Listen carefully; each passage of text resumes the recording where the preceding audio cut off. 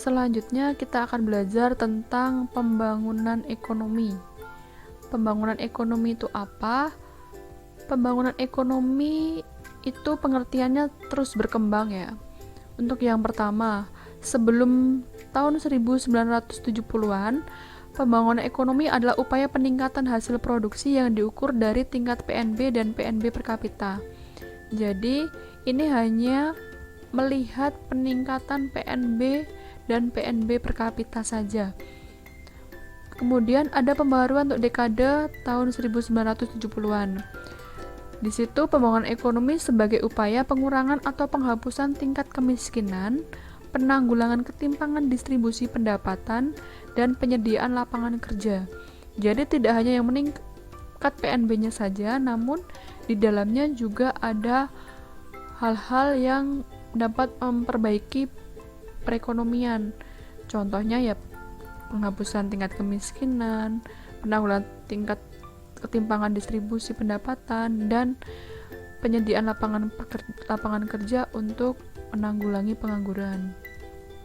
Menurut Bank Dunia, pembangunan ekonomi sebagai proses peningkatan pendapatan nasional yang diikuti dengan perbaikan pendidikan, peningkatan standar kesehatan dan nutrisi, pemberantasan kemiskinan, perbaikan kondisi lingkungan hidup, pemerataan kesempatan kerja, pemerataan kebebasan individual, dan penyelenggaraan kehidupan yang lebih maju atau yang lebih baik.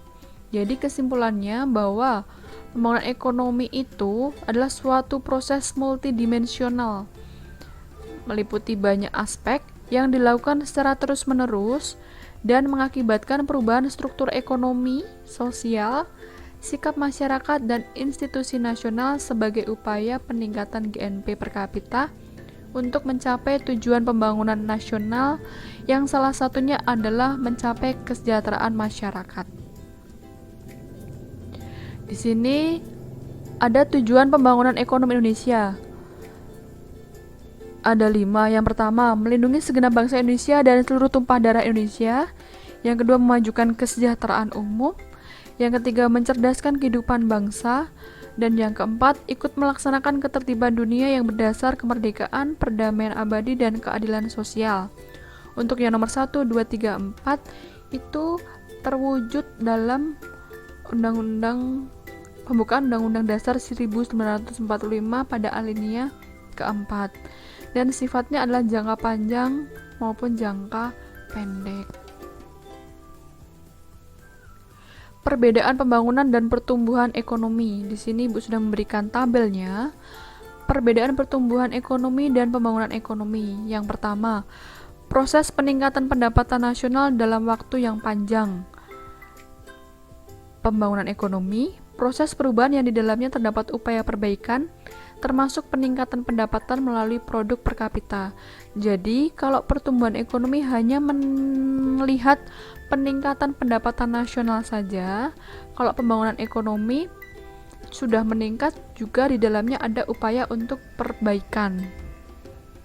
Yang kedua, sifatnya kuantitatif untuk pertumbuhan ekonomi, karena kita hanya melihat, naik, pendapatannya dari tahun sebelumnya sampai dengan tahun sekarang itu meningkat. Namun kalau pembangunan ekonomi sifatnya itu kualitatif. Jadi tidak hanya meningkat, tapi kualitas di dalamnya itu juga ada upaya perbaikan. Yang ketiga, bertujuan memperlancar pembangunan nasional. Kalau yang pembangunan ekonomi bertujuan untuk meningkatkan kesejahteraan masyarakat. Jadi, pertumbuhan ekonomi itu harus diwujudkan untuk memperlancar pembangunan nasional atau pembangunan ekonomi. Namun pembangunan ekonomi itu tujuannya sudah untuk meningkatkan kesejahteraan masyarakat. 4. Peningkatan GNP tidak disertai dengan perkembangan iptek dan struktur ekonomi. Jadi, GNP kita meningkat, namun perkembangan iptek dan struktur ekonominya masih tetap sama. Tidak ada peningkatan atau tidak ada perbaikan. Namun kalau pembangunan ekonomi, peningkatan GNP itu harus disertai dengan perkembangan iptek dan adanya perubahan struktur ekonomi. Yang kelima, pertumbuhan ekonomi hanya memperhatikan kenaikan pendapatan, bukan pemerataan. Jadi, kalau pertumbuhan ekonomi kita cuma bisa melihat, naik, pendapatannya meningkat. tanpa kita tahu di dalamnya itu ada pemerataan pendapatan atau tidak. Namun, kalau pembangunan ekonomi itu memperhatikan pemerataan hasil-hasil pembangunan di masyarakat. Jadi, sudah naik di dalamnya kita juga melihat, oh ternyata pendapatan masyarakat itu merata. Ketimpangan antara yang si kaya dan si miskin itu tidak terlalu jauh. Yang keenam, pertumbuhan ekonomi tidak selalu disertai oleh pembangunan ekonomi. Jadi, pertumbuhan ekonomi itu bisa terjadi tanpa perlu atau tidak harus ada pembangunan ekonomi di dalamnya. Namun, pembangunan ekonomi itu selalu disertai dengan pertumbuhan ekonomi. Jadi, kalau pembangunan ekonomi, ada pembangunan ekonomi, berarti otomatis di dalamnya itu sudah ada atau sudah terjadi pertumbuhan ekonomi.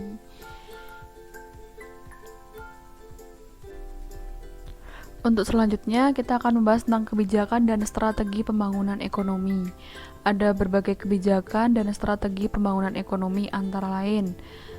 1.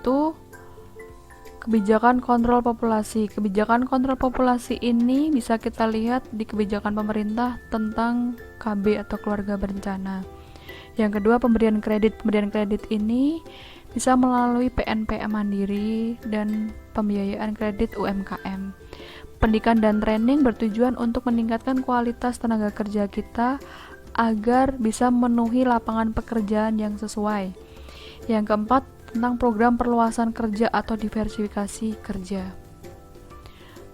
Selanjutnya, ada kebijakan lain meliputi kesehatan, teknologi, pajak, perang kemiskinan, dan pertahanan. Perbaikan pelayanan kesehatan dan gizi bisa kita lihat dengan adanya BPJS dan sebagainya.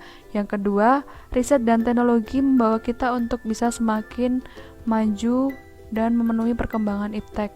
Yang ketiga, pajak. Penerimaan pajak, kita tahu bahwa penerimaan pajak itu adalah penerimaan yang memiliki porsi paling besar di pendapatan nasional. Perang kemiskinan yang terintegrasi, kita tahu bahwa setiap kebijakan yang dilaksanakan oleh pemerintah pada akhirnya adalah untuk memerangi kemiskinan yang ada di Indonesia. Yang kelima adalah tekanan pada kelompok target. Ini berkaitan dengan pertahanan TNI yang terus mempertahankan kedaulatan negara. RPJM atau Rencana Pembangunan Jangka Menengah. Strategi untuk melaksanakan visi dan misi pembangunan nasional tahun 2005 sampai 2025 itu dijabarkan secara bertahap dalam periode 5 tahunan RPJM. Dengan segala prioritas dan strategi pembangunan yang merupakan kesinambungan dari skala prioritas dan strategi pembangunan pada periode-periode sebelumnya. Jadi rencana pembangunan jangka menengah itu dilakukan per 5 tahun. Sampai nanti pada akhirnya di tahun 2025 adalah puncak dari visi misi pembangunan nasional yang berkelanjutan.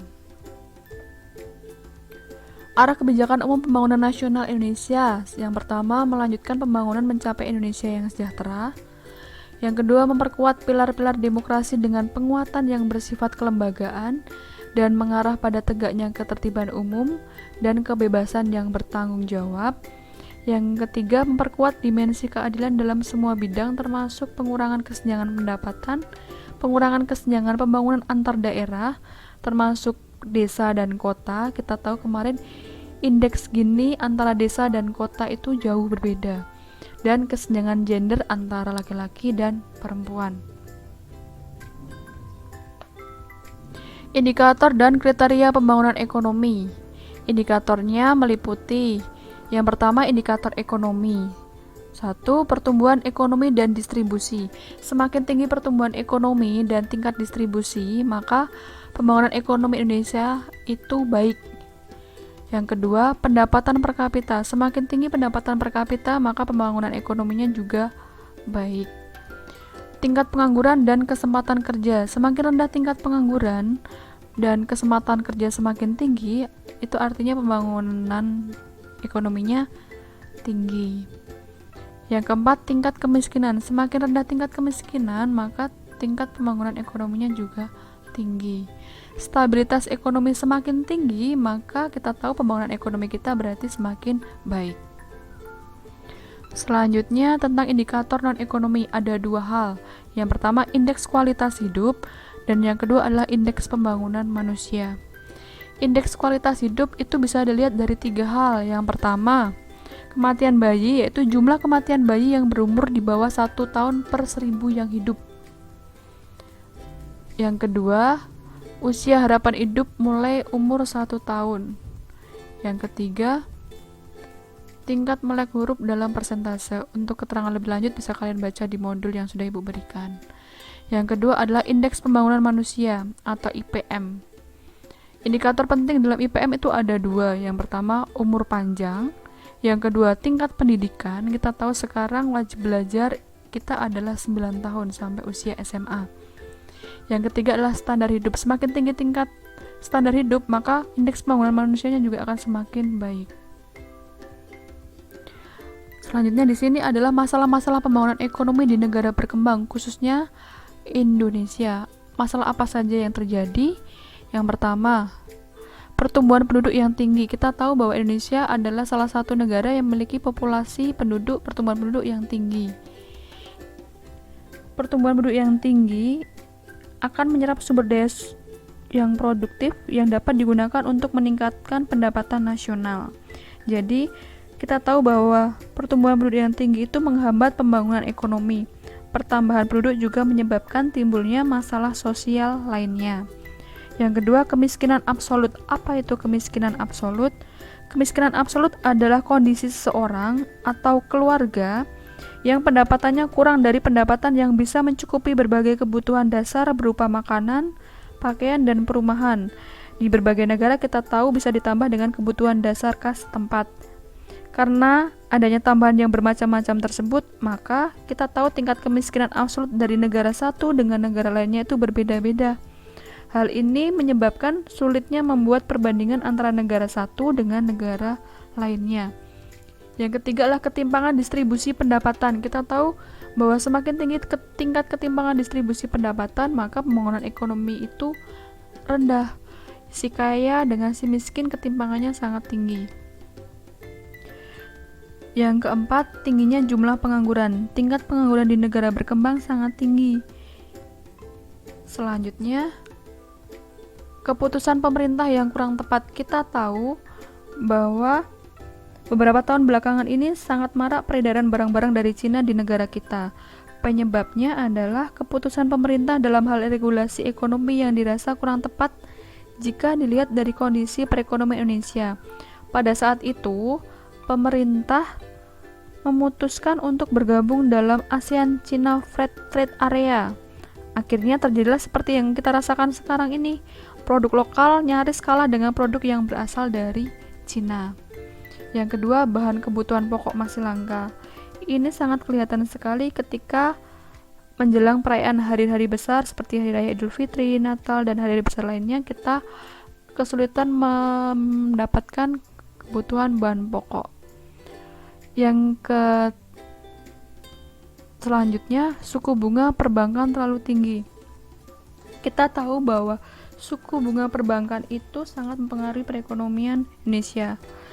Salah satu indikator untuk menentukan baik atau tidaknya kondisi perekonomian di suatu negara adalah suku bunga. Suku bunga merupakan salah satu indikator sehat atau tidaknya kondisi perekonomian Indonesia. Yang selanjutnya adalah angka inflasi yang makin tinggi. Akibat dari tingginya nilai inflasi di negara kita, itu memicu masalah-masalah ekonomi yang lainnya. Selanjutnya ada korupsi dan inefisiensi ekonomi. Korupsi dan inefisiensi ekonomi itu adalah meliputi berbagai macam kebocoran dalam ekonomi dan pembangunan. Selain kita tahu korupsi yang sering terjadi, korupsi ada yang namanya korupsi tidak langsung yang dilakukan melalui praktik-praktik markup dalam pelaksanaan pembangunan proyek publik atau pemerintah. Selanjutnya, ketidakmampuan pengembangan SDM dan penguasaan iptek. Penyempitan infrastruktur,